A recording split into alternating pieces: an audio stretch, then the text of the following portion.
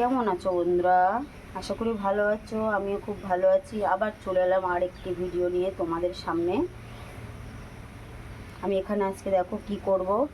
এখানে আমি কয়েকটা পটল কেটে নিয়েছি, অল্প অল্প খোসা রেখেছি। আর এখানে ডুমো ডুমো করে আলুটা কেটে নিয়েছি। আর হচ্ছে এখানে আমি 200 গ্রাম মতো পনির নিয়েছি।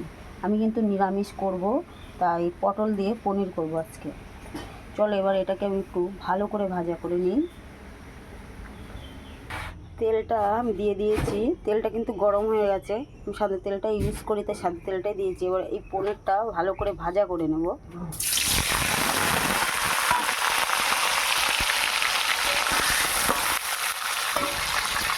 এবার আমি একটু অল্প করে হলুদটা দেবো, ভাজা করে নেব। একটু হালকা হালকা লাল করে ভাজাটা করব। আজকে আমার সোমবার, তো আজকে আমার নিরামিষ। আজকে সব কিছু নিরামিষ রান্না করতে হবে। আর কে কোথা থেকে আমার ভিডিওটি দেখছো অবশ্যই একটু কমেন্ট করে বলবে। আর লাইক কমেন্ট শেয়ার করে পাশে থাকবে।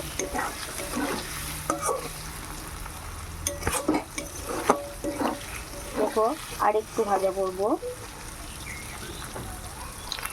এবার এটা দেখো ভাজা হয়ে গেছে। এবার আমি এগুলো সবকটা লাগিয়ে নেব।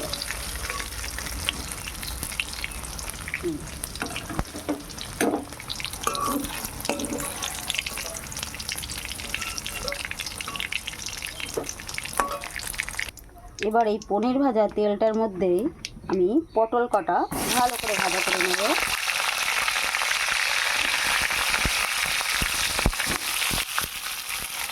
এইভাবে কিন্তু তোমরা বাড়িতে তৈরি করে খেতে পারো। আমি আমার মতন করে রান্না করছি।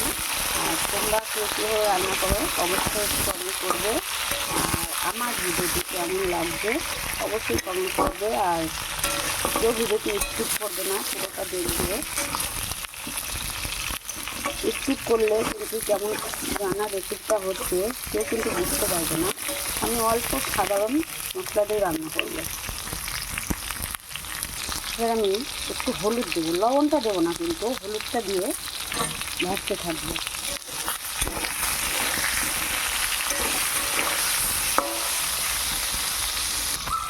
আমার কিন্তু পটল কটা ভাজা হয়ে গেছে। দেখো একটু লাল লাল এরকম করিনি, অল্পই করেছি। দেখো আর একটু ভাজবো।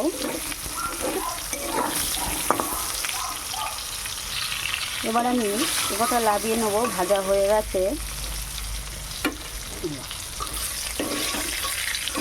পটল কটা কিন্তু গলে গেছে, চিকেনটা আর বেশি ভাজা যাবে না। এবার ওই তেলেই আমি আলু কটা একটু ভাজা করে নেব। আমি কিন্তু পটলটা যেভাবে ভাজা করেছি এই আলুটা ওইভাবেই ভাজা করব। একটুখানি হলুদ আর একটুখানি লবণ দিয়ে দেবো, দিয়ে এটা ভালো করে একটু ভাজা করে নেব।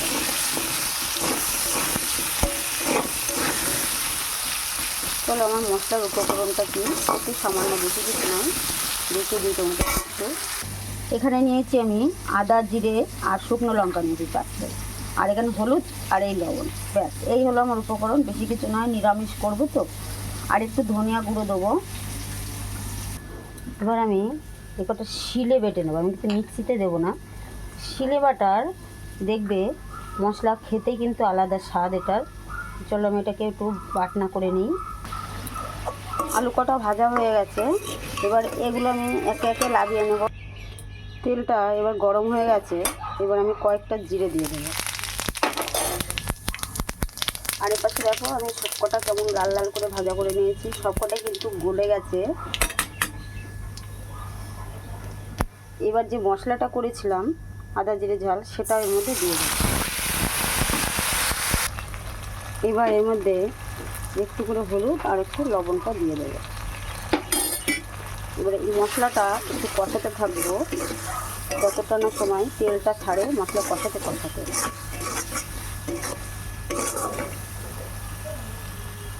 এবার মশলাটা কষে গেছে। এবার আলু আর যে পটলটা ভাজা করেছি এর মধ্যে দিয়ে দেবো। এবার এটা অনেক সময় মশলার সাথে নাড়তে থাকবো। বেশি কিন্তু কষাবো না, কারণ পটল আলুটা তো অলরেডি ভাজাই ছিল আর মশলাটা কষানো আছে। এবার যেন গরম করে জলটা আছে ওই জলটা দিয়ে দেবো। আমি কিন্তু গরম জলটা ইউজ করি সব তরকারিতে। ব্যাস, এই সামান্য জল থাকবে, বেশি জল দেবে না। এবার এটা ফুটতে থাকবে খানিক সময়। এবার আমি গ্যাসের ফ্লেমটা জোরে দিয়ে দেবো ফোটার জন্য। এবার যে পনির কটা আমি ভেজে রেখেছিলাম সেই পনির কটা এর মধ্যে দেবো। এবার একটু ঢাকা দিয়ে দেবো ফোটানোর জন্য। চলো দেখি কী অবস্থা। হ্যাঁ, হয়ে গেছে আমার, আলুটাও গলে গেছে একদম। এবার এর মধ্যে আমি একটু অল্প পরিমাণ মতো কয়েকটা চিনি দিয়ে দেবো। আমার কিন্তু হয়ে গেছে পটল পনির। আর একটু গরম মশলার গুঁড়োটা দিয়ে দেবো স্বাদ হওয়ার জন্য। এটা আমি বেশি কিন্তু ঝোল রাখিনি, অল্প হালকা দেখে সেটা কিন্তু গরম ভাতের সাথে খেতে কিংবা রুটিতে খেতে কিন্তু খুব সুস্বাদু হবে। আর আমার ভিডিওটি যদি ভালো লাগে বন্ধুরা, একটা লাইক কমেন্ট করে পাশে থাকবে। আরও নতুন নতুন ভিডিও যদি দেখতে চাও অবশ্যই কমেন্ট করে বলবে।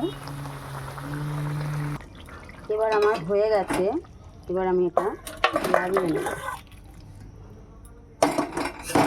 আমার হয়ে গেছে পটল পনির।